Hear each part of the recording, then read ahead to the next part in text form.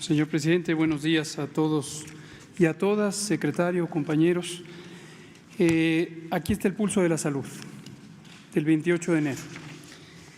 Lo primero que les informamos es que seguimos avanzando con la adhesión de los estados a el Sistema Integrado de Salud para Población No Derechohabiente, que coordinará o coordina ya el Instituto de Salud para el Bienestar.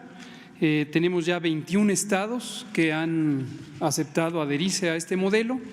Hay 11 que todavía están en proceso y seguiremos avanzando en esta materia. Y les recuerdo, como dijimos la semana pasada, que además de que se adhieran los estados con las capacidades instaladas que hoy pertenecen a los servicios estatales de salud, tenemos al IMSS Bienestar, que está destinado a población no asegurada. De modo que tenemos 19 estados en donde también tenemos infraestructura y personal que nos permite garantizar la atención médica y los medicamentos gratuitos para la población. Ahora, hoy quisiéramos compartir en forma panorámica un elemento muy importante que es el diagnóstico de las capacidades instaladas. ¿Dónde está México al inicio de este sexenio en términos de sus capacidades instaladas? Y esto lo queremos presentar porque nosotros hemos señalado repetidamente que el sistema de salud mexicano, aunque ha tenido muchos logros y que son dignos de mención, tiene muy grandes insuficiencias y las ha tenido por mucho tiempo. Lo queremos mostrar con números concretos. Y aquí les muestro en este mapa cómo está la cantidad de camas hospitalarias por cada 10,000 habitantes. Esto es una medida, un indicador que la Organización Mundial de la Salud reconoce para todos los países y que permite a los países tener una referencia de cuánto les falta para tener capacidad de cobertura de los servicios.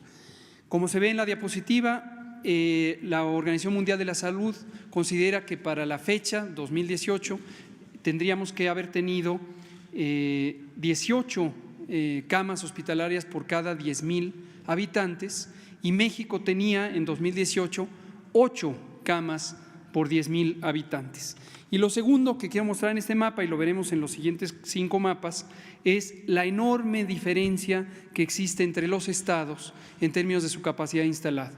Es decir, es clarísimo que México tiene enormes desigualdades económicas y sociales que son una causa muy importante del estado que guarda el país y de las condiciones de salud muy inadecuadas que tiene una gran parte de la población. Noten ustedes que el sur del país en general es el más desfavorecido y es donde tenemos que priorizar el desarrollo del Sistema Nacional de Salud. La siguiente, si vemos el número de miembros del equipo de salud, que son médicas, enfermeras, enfermeros, odontólogos, psicólogos, promotores de la salud, vemos también que en comparación con el indicador que pone la Organización Mundial de la Salud, deberíamos haber tenido en 2018 44 miembros del personal de salud por cada 10,000 habitantes y México en 2018 solo tenía 27 por 10,000 habitantes. El único estado o entidad federativa que supera en la referencia de la Organización Mundial de la Salud es la Ciudad de México. Es la única que tiene capacidades más allá de lo recomendado por la OMS como mínimo para esa fecha. Y en los siguientes mapas, lo vamos a ver de manera más acelerada, vemos de manera específica, no existen indicadores referenciales, indicadores de referencia para miembros específicos del personal, pero sí tenemos un diagnóstico de lo que tiene México. El personal médico, de manera específica, tenemos 12 médicos por cada 10,000 habitantes, esto es todo el grupo de médicos, tanto generales como especialistas. Nótese nuevamente la desigualdad geográfica y por lo tanto también social.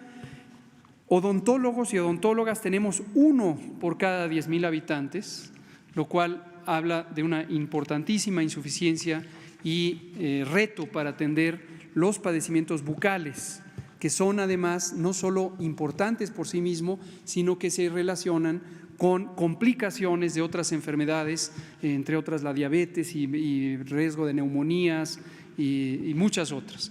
Tiene además muchas implicaciones las enfermedades bucales en las oportunidades sociales, la inserción al trabajo, la calidad de vida, el desarrollo de los niños en edad escolar. Hay muchas consecuencias. Lo mismo en la siguiente vemos el personal de psicología. Y aquí, a propósito de la Estrategia Nacional para la Prevención de Adicciones, Juntos por la Paz, hemos dicho repetidamente la enorme limitación que tiene México en personal especializado en salud mental. Desde luego especialistas médicas y médicos como los psiquiatras, pero también el personal de psicología, que es una profesión en sí misma, y que vemos esta importante insuficiencia. Y la última son personal de promoción de la salud. Este es un término un tanto general para referirse al personal de salud pública. Tenemos también importante insuficiencia en número, mucha desigualdad y en estados donde se requiere mucha de la atención comunitaria o de la extensión comunitaria de los servicios de salud que están a cargo de la salud pública, vemos también importantes insuficiencias.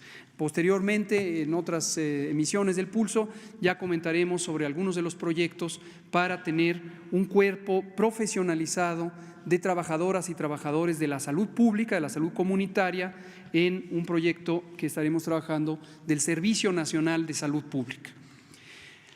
Estamos, por lo tanto, las 4 encomiendas del Instituto de Salud para el Bienestar: garantizar el personal de salud, tanto general como especializado, rehabilitar la infraestructura física, lograr el abastecimiento de insumos y equipos y regularizar al personal.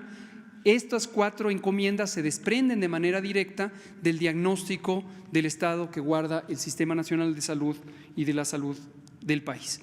Aquí lo que vemos es, ayer el doctor Alejandro Sbarch, coordinador de esta encomienda de garantizar el personal de salud, regresa de uno de los talleres que fue en Tijuana, solo el más reciente, que se busca llegar hasta 70,000 médicos, enfermeras, promotores de la salud que sean contratados para el sistema de salud para el bienestar a lo largo de los siguientes 5 años, en promedio 14,000 por año. La siguiente, vemos también que estamos avanzando en el entrenamiento, la reorientación profesional del personal de promoción de la salud. Teníamos 6,000 personas que trabajaban para el régimen del Seguro Popular, básicamente cumpliendo funciones de afiliadores y de cargos administrativos u operaciones administrativas, y hemos dicho que todo mundo es importante, no se excluye a nadie.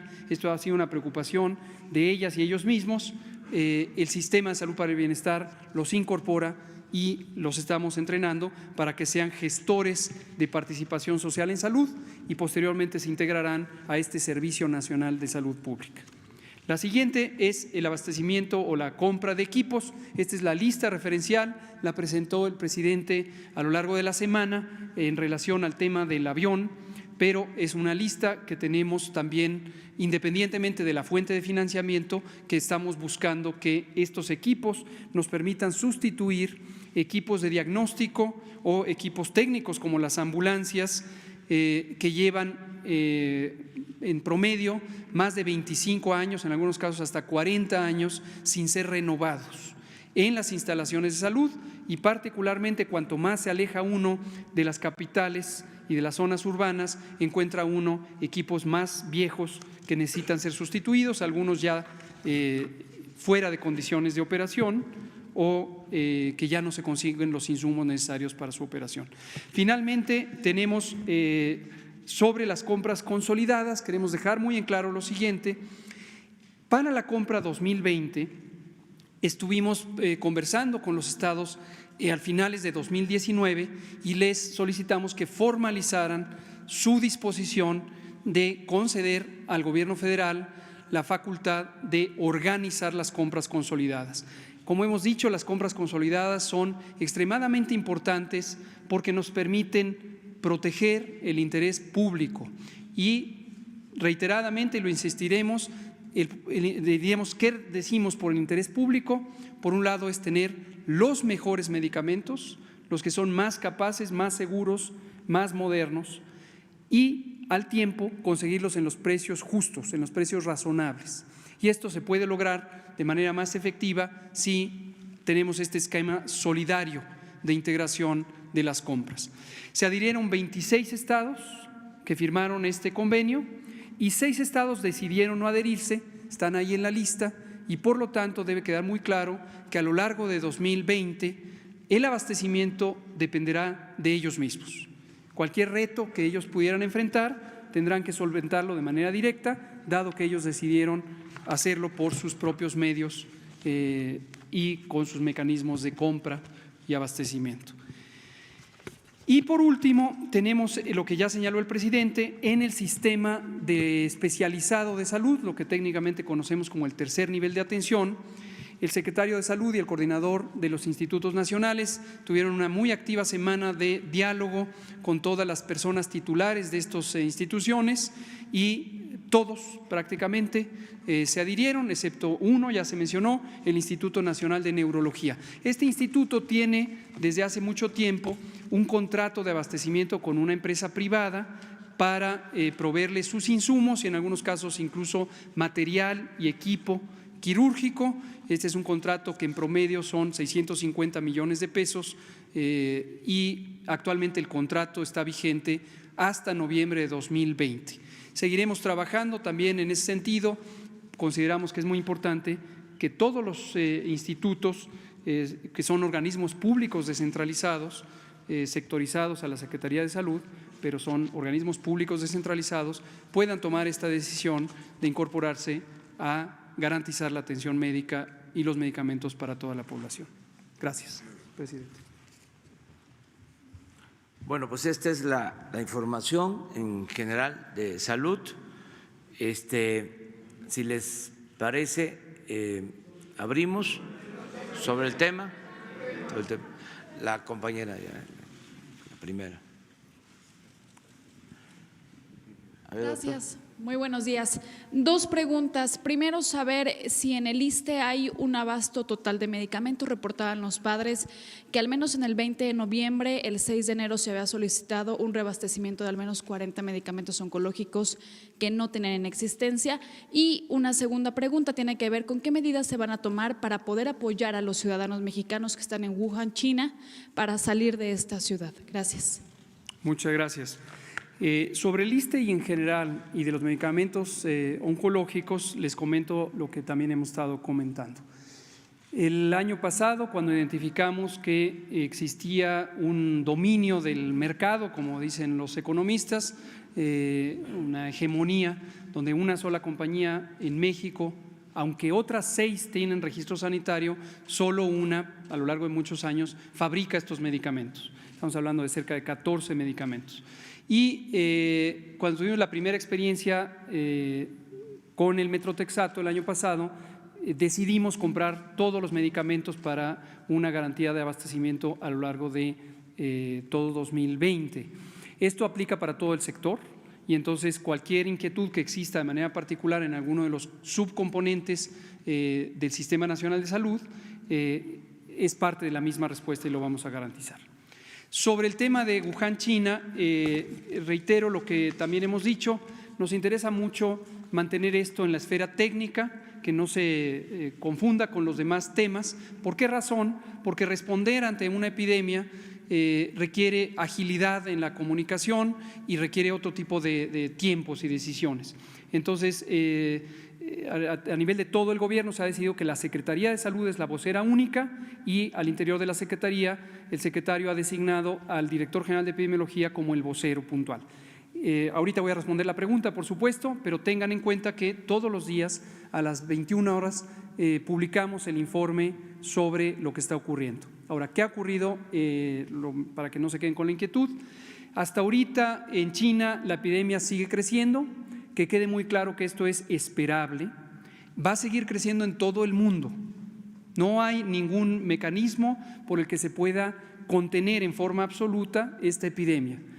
Y lo que es en este momento importante tener es la comparación de esta epidemia con otros fenómenos de salud o de infecciones respiratorias, de manera particular la influenza. Todos saben que estamos en la temporada de influenza, que empezó en octubre de 2019 y que terminará gruesamente en marzo de 2020. Esta influenza es la influenza estacional y hoy este virus o los virus que circulan en la temporada de influenza, H1 y H3, son aproximadamente 10 veces más virulentos, es decir, causan enfermedad grave 10 veces más que lo que causa el coronavirus nuevo 2019 que afecta a China. La transmisibilidad es más o menos semejante. En términos llanos, esto quiere decir que cada persona infectada puede contagiar a 2 o 3 adicionales. Esto es un parámetro muy importante para saber qué tan transmisible es. Y todavía se desconocen algunas características del virus, por ejemplo, su periodo de incubación, hasta ahorita se estima que es de 2 a 10 días, y uno de los elementos importantes es que se va descubriendo que una gran cantidad de personas no tienen síntomas, no tienen enfermedad, a pesar de estar infectados. Eso es esperanzador en términos de el impacto que tiene el virus, pero a la vez los virus que pueden infectar sin causar enfermedad, se facilita su propagación. Nada más, perdón, para precisar, ¿se les va a apoyar a los mexicanos para salir de Wuhan? Gracias. Justamente la semana pasada tuvimos una reunión, tuve el gusto de acompañar al secretario de Salud en una reunión con el canciller Marcelo Ebrard y todos los 4 subsecretarios y la subsecretaria de la Secretaría de Relaciones Exteriores, y ellos ya tenían preparado un mecanismo de apoyo a través de la embajada y los consulados de México en China. Ayer justamente publicamos un comunicado conjunto, estamos trabajando muy estrechamente y la Secretaría está apoyando para que quien desee, ciudadanos y ciudadanas mexicanos que estén en China y deseen salir, puedan expresarlo y se les atienda. Hasta el momento hay solo un ciudadano que así lo expresó, así recibió el apoyo y estará siendo apoyado para trasladarse. El resto dijeron, estamos tranquilos, nos quedamos aquí. También para dar tranquilidad a toda la población. No se tienen riesgos en México.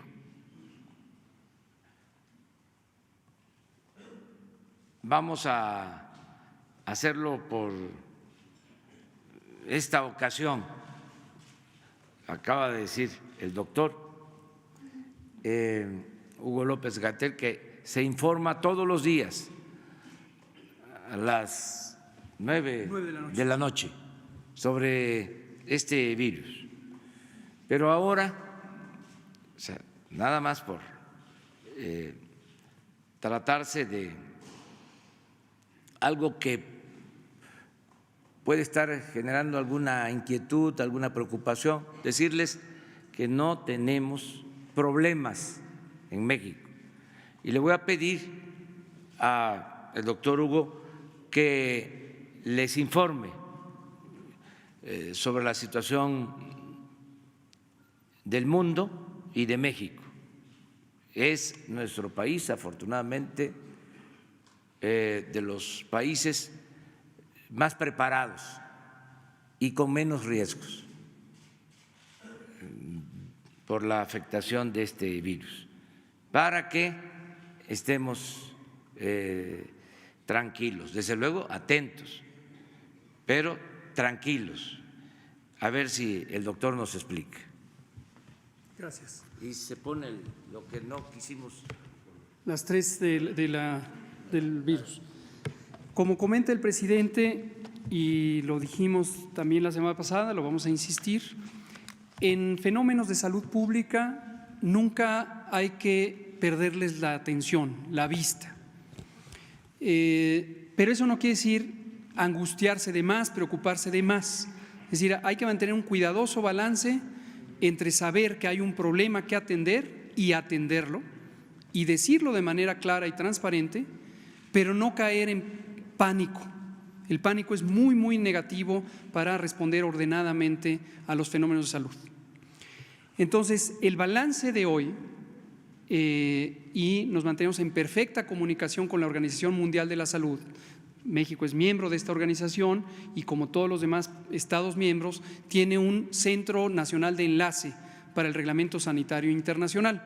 Entonces, estamos todos los días, a toda hora, comunicados con ellos y seguimos el acontecer en el mundo y informamos también lo de México. Como se ve aquí en el mapa, que es el que está en el informe técnico de ayer a las 21 horas, tenemos 2.820 casos registrados en el mundo, la enorme mayoría son en China y tenemos también 45 confirmados en otros países. Estos son los casos confirmados. Y se han registrado como muertes asociadas con esto 81.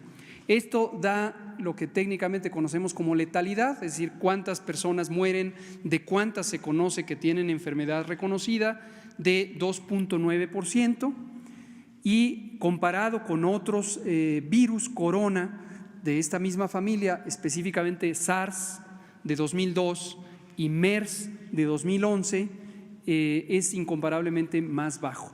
SARS tenía una letalidad de 15 a 20%, MERS tuvo una letalidad hasta del 65%, es decir, 6 o 7 de cada 10 para el MERS morían por el virus. En este caso, la letalidad se ha mantenido baja. Tomar en cuenta que esto es comparado con los que se conocen infectados porque tienen enfermedad, pero hay un conjunto muchísimo más grande, aún no se puede saber cuántos, pero muchísimo, estamos hablando posiblemente de 10, 20 veces más, de personas que se infectaron y no tienen absolutamente ninguna enfermedad. En México, la siguiente, hemos tenido 7 casos sospechosos. ¿Qué quiere decir sospechoso? Una persona que tiene una neumonía y tiene el antecedente de haber estado en la región afectada. Conforme la enfermedad se vaya propagando por el mundo, cosa que va a ocurrir, tengámoslo muy claro, ya esta sospecha que se relaciona con haber estado en China seguramente ya no va a ser un criterio útil, porque podrá ser que alguien proveniente de otro lugar sea quien introduzca el virus a México. Les garantizo que el virus va a llegar a México, no es algo que me guste, pero tenemos que tenerlo muy claro y decirlo con veracidad. Hasta ahorita no, hasta ahorita tenemos 7 casos sospechosos, se han hecho las pruebas de laboratorio y se han descartado. Lo que decía el presidente es importante destacarlo: México en la región de América, al mismo tiempo que Estados Unidos y Canadá, según lo ha reconocido la Organización Panamericana de la Salud, fuimos de los países que tuvimos la capacidad diagnóstica, siguiendo el protocolo técnico de la Organización Mundial de la Salud, y que tenemos una serie de medidas de prevención, preparación y respuesta. La siguiente son precisamente esta secuencia de tiempo. Saben ustedes que esto se hizo público por parte de China y la Organización Mundial de la Salud desde el 1 de enero, gruesamente, la noche del 31, y el 9 de enero decidimos publicar este aviso para viajeros, recomendando algunas medidas de precaución y, sobre todo, si no era indispensable, no viajar a la región afectada. El 10 de enero teníamos ya el resultado de una evaluación rápida de riesgos que considera que tenemos un riesgo moderado para México de introducción y de daño por el virus. El 16 de enero tenemos ya la prueba en el Laboratorio Nacional, el INDRE, el Laboratorio Nacional de Referencia. El 21 de enero actualizamos el aviso epidemiológico, ahora sí recomendando suspender o cancelar los viajes no esenciales. Esto quiere decir, si alguien tiene una prioridad de acudir a China, pues que vaya, pero si es un asunto por el momento que se puede posponer, es preferente que se posponga. Y el 24 de enero tuvimos esta coordinación, hemos instalado un grupo asesor científico con las y los mejores especialistas en enfermedades infecciosas y en virología del país. Lo coordina y preside el doctor Gustavo Reyes Terán, comisionado de los Institutos Nacionales de Salud y en sí mismo un profesional de las enfermedades infecciosas ampliamente reconocido en México y en el mundo. Entonces, esta es la situación. En resumen: 1, vamos a informar con absoluta transparencia lo que va ocurriendo. 2, llamamos a la calma, pero eso no quiere decir olvidarse que existe el asunto y que hay que atenderlo, pero no exagerar.